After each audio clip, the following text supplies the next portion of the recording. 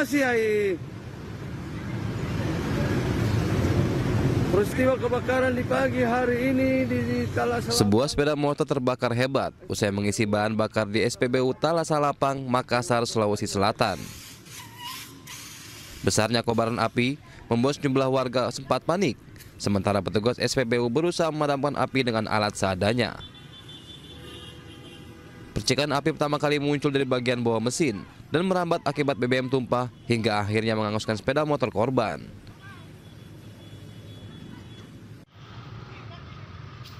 Setelah menstarter, terjadi percikan api di pas dekat tangki pendam.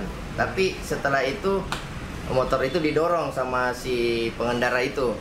Didorong, ternyata ada percikan api. Sudah ada api-api kecil. Setelah itu dia pukul-pukul pakai sendalnya.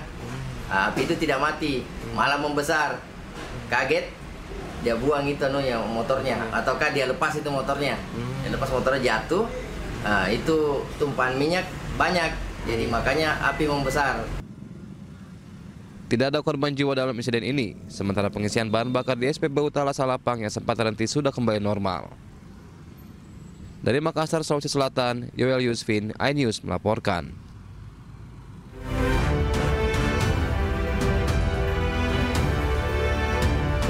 Halo, selamat siang pemirsa. Apa kabar Anda hari ini? Senang sekali saya Fazilah Khairunisa kembali hadir menemani Anda dalam iNews Siang. Selain 3 berita utama tadi, iNews Siang juga akan menyuguhkan beragam informasi penting lainnya. Dan iNews Siang ini kami awali dari Jakarta. Setelah ditangkap dengan dugaan penyalahgunaan narkoba, artis Fachri Albar menjalani tes kesehatan di Polres Metro Jakarta Barat. Dan hasil tes kesehatan menunjukkan Fachri Albar positif mengonsumsi beberapa jenis narkotika.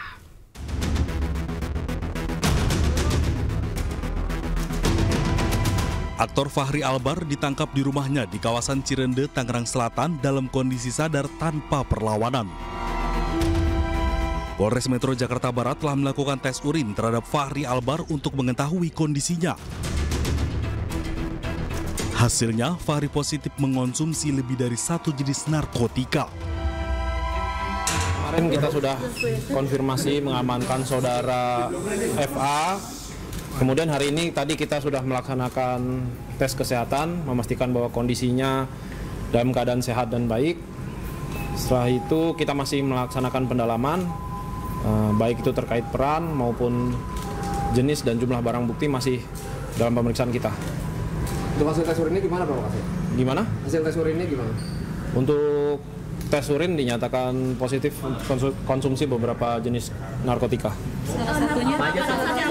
Nanti jenis narkotika pada saat itu jenis dan jumlah barang bukti akan kita sampaikan nanti lengkapnya besok pagi saat konferensi pers. Saat ditangkap dia sama siapa? Mungkin ada.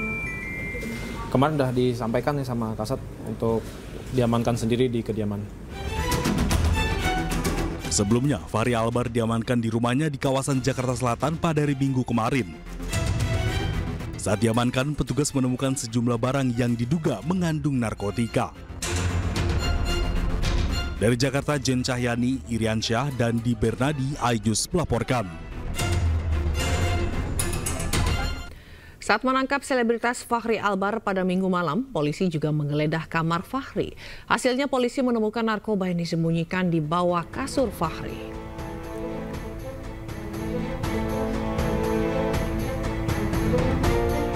Inilah detik-detik penggeledahan yang dilakukan polisi di rumah Fachri Albar di kawasan Cirende, Jakarta Selatan. Petugas menggeledah kamar ini disaksikan langsung oleh Fachri Albar.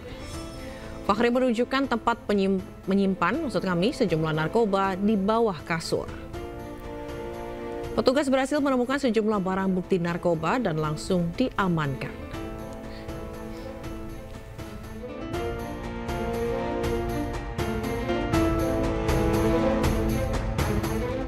Pemirsa, untuk mengetahui bagaimana informasi terkini terkait penahanan aktor Fachri Albar, kita sudah bergabung dengan rekan Salam Rahmat di Polres Jakarta Barat. Ya, selamat siang Salam. Jam berapa polisi kira-kira akan merilis kasus narkoba Fachri Albar? Ya, Zila dan juga pemirsa, hingga saat ini belum ada update atau perkembangan lebih lanjut terkait dengan kasus penyalahgunaan narkoba yang dilakukan oleh aktor Fachri Albar. Namun rencananya nanti pada pukul 2 siang dari Polres Metro Jakarta Barat ini akan menggelar konferensi pers terkait dengan hasil temuan berupa jenis dan juga barang bukti yang berhasil disita oleh pihak kepolisian terkait dengan kasus narkoba tersebut. Karena memang berdasarkan hasil tes urin yang sudah keluar, ini dinyatakan bahwa Fachri Albar positif menggunakan beberapa jenis narkotika, dan saat ini juga dari pihak kepolisian ini masih melakukan pendalaman lebih lanjut terkait dengan peran Fachri Albar di dalamnya, karena memang ini sudah kali ketiga Fachri Albar terjerat dalam kasus yang sama, dan saat ini juga masih dilakukan pendalaman lebih lanjut apakah peran Fachri Albar ini merupakan pengedar atau pengguna, dan ini masih dilakukan pendalaman lebih lanjut oleh penyidik dari Polres Metro Jakarta Barat. Dan dapat kami informasikan juga bahwa hingga saat ini juga tidak ada tanda-tanda kedatangan baik itu dari pihak keluarga ataupun juga dari pihak pengacara dari Fachri Albar yang akan tiba di Polres Metro Jakarta Barat ini, dan kita akan tentu sama-sama menantikan, Zila dan juga pemirsa, bagaimana hasil dari rilisan atau juga konferensi pers yang akan digelar pada siang hari nanti di Polres Metro Jakarta Barat. Zila. Kalau mengenai informasi adanya tersangka baru atau dari mana Fachri Albar ini mendapatkan barang atau narkoba tersebut, apakah sudah ada informasi itu? Iya, Zila dan juga pemirsa, dapat kami informasikan juga bahwa hingga saat ini belum ada update terkait dengan hal tersebut, karena kami juga di sini masih menunggu informasi lebih lanjut baik itu dari pihak humas dari Polres Metro Jakarta Barat ataupun juga dari penyidik, yang memang kalau dari informasi yang kami dapatkan bahwa untuk tanya jawab mengenai dengan kasus FA atau Fachri Albar ini nantinya akan digelar sekaligus begitu, yang akan dimulai pada pukul 2 siang hari nanti, dan kita akan sama-sama menantikan bagaimana perkembangan lebih lanjut mengenai dengan tersangka lainnya ataupun juga adakah saksi-saksi lainnya juga yang akan diperiksa begitu. Dan hingga saat ini juga kami masih menunggu informasi lebih lanjut mengenai kasus yang menjerat Fachri Albar. Zila. Baik, kita akan tunggu perkembangan dari kasus ini. Terima kasih, Salam Rahmat melaporkan langsung dari Polres Jakarta Barat. Selamat bertugas kembali. Ya, pemirsa, Komisi 13 DPR RI mendesak Barreskrim Polri membuka kembali kasus kekerasan dan eksploitasi mantan pemain Oriental Sirkus Indonesia. Desakan tersebut karena menilai terdapat pelanggaran HAM berat pada kasus tersebut.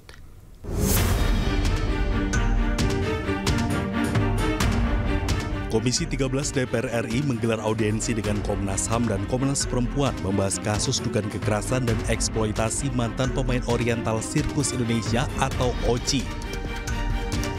Pada audiensi yang dihadiri mantan pemain OCI ini, Komisi 13 menilai terdapat beberapa pelanggaran HAM berat yang dilakukan manajemen OCI berupa penyiksaan fisik hingga perdagangan manusia.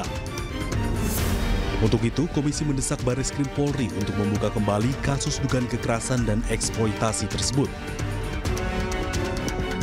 Nah, kita Komisi 13 ingin mengawal kasus ini terkait dengan tindak kejahatannya, bahwa Mabes Polri membuka kembali kasus ini dan katakanlah menghukum pelaku kejahatan ini kalau masih ada ya. Saya tadi belum melihat fakta seperti itu. Yang kedua, kehadiran negara dalam proses pemulihan, bahwa mereka adalah rakyat Indonesia, mereka selama ini sejak dari umur bayi sudah ditelantarkan dan dieksploitasi oleh oknum-oknum OCI. Saya pikir harus ada kehadiran negara untuk proses pemulihannya. Saya pikir itu.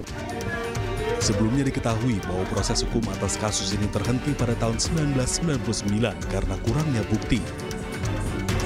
Kasus ini bisa dibuka kembali dengan menggunakan pasal tindak pidana perdagangan orang atau TPPO, mengingat sebagian besar mantan pemain OCI diduga diperjualbelikan sejak masih usia dini. Dari Jakarta, tim liputan iNews melaporkan.